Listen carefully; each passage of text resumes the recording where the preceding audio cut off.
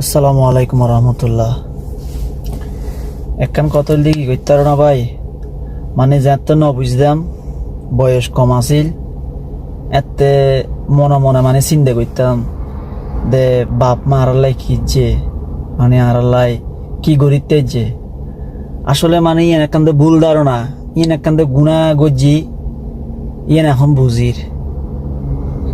বাবা মাদের জন্ম দিয়ে ইয়েন এইটা সবচেয়ে বড় নিয়ামত, এর চেয়ে বড় নিয়ামত আর কিছু ইত্যারে না।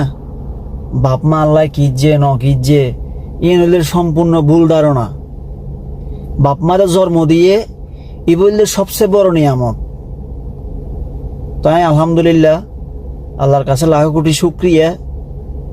আর বাপ মার জন্ম দিয়ে পৃথিবী দেখাইয়ে ই বললে সবচেয়ে বড় নিয়ামত।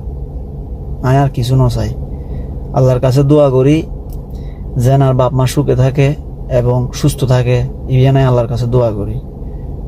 আসসালামু আলাইকুম।